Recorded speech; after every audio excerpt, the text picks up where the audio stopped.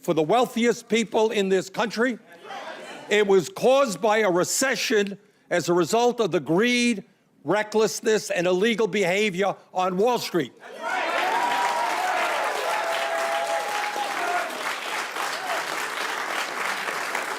And if those are the causes of the deficit and the national debt, I will be damned if we're going to balance the budget on the backs of the elderly, the sick, the children, and the poor. Unexpected updates from the federal government. Millions of people may lose Medicaid coverage starting in 2023.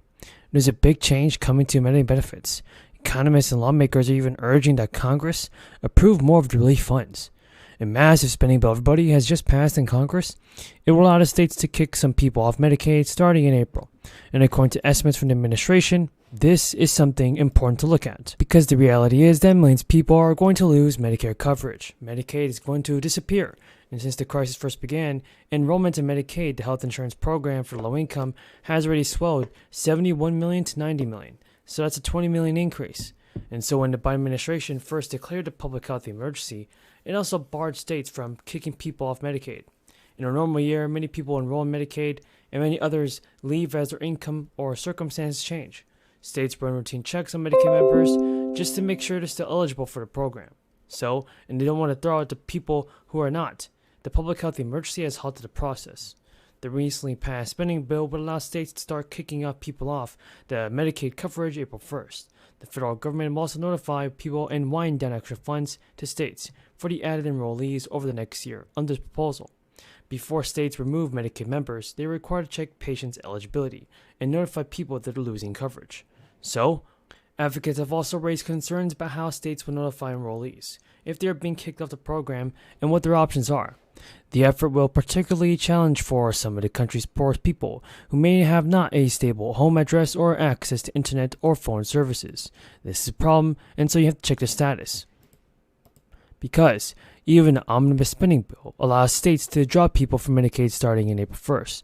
It will most likely take a little bit longer. The Centers for Medicare and Medicaid have recommended that states take a full year to reevaluate everyone in the program, although states are not required to follow that guidance. Many people who lose Medicaid will be able to find other health insurance programs through an employer, the Affordable Care Act marketplace, or in the case of health insurance, but up to 55 million people remain uninsured, which is a potentially devastating situation.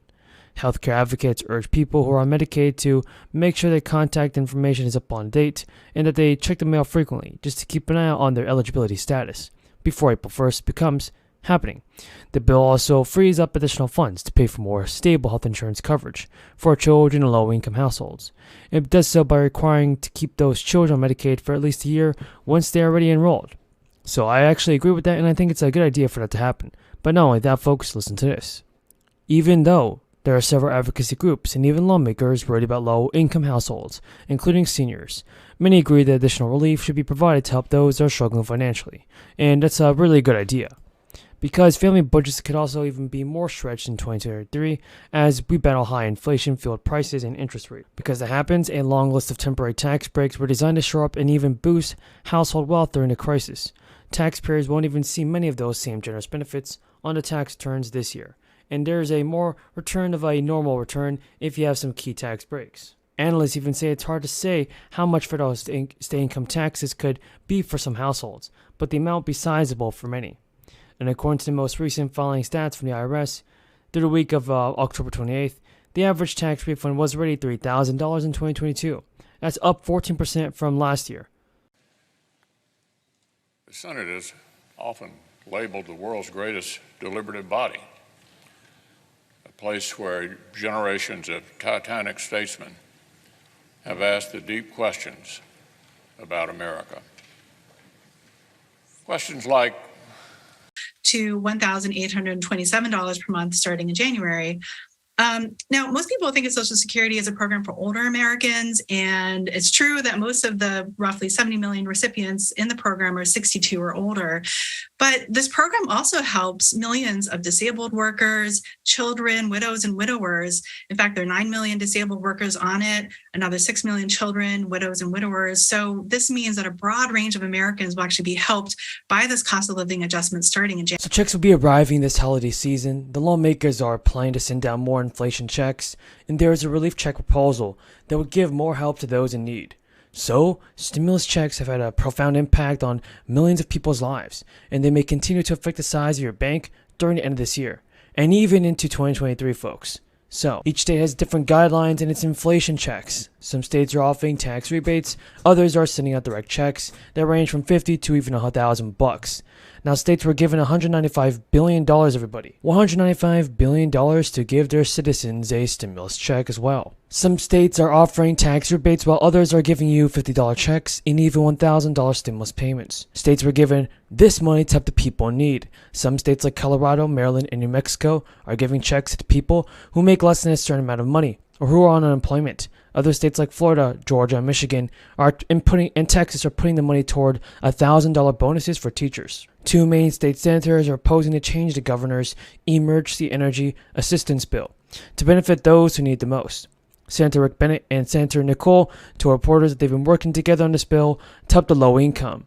And Bennett, a former Senate president who was one of the 8 to vote against the bill, said he feels strongly that the public should have a chance to weigh in before the legislature spends close to $500 million. The original bill called for $450 checks to be sent to 92% of Maine adults and set income limits at $100,000 and $200,000 for couples. That program is projected to cost nearly $400 million.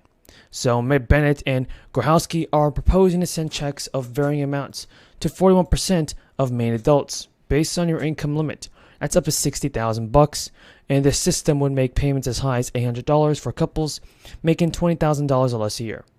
$400 to couples that are making between $40,000 and $60,000 a year. The cost of the program would be around $200 million.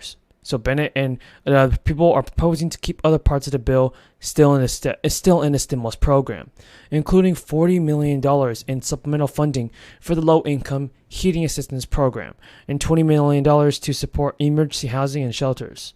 They're proposing to increase from $10 million to $15 million in emergency heating assistance funds. Janet Yellen is even striking a cautiously optimistic tone about 2023, predicting a major inflation cooldown and stressing that a recession isn't required to get prices back under control.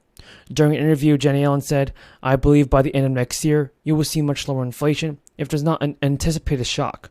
Yellen cited plunging gas prices and said on Monday that the national average is down by 52 cents a gallon.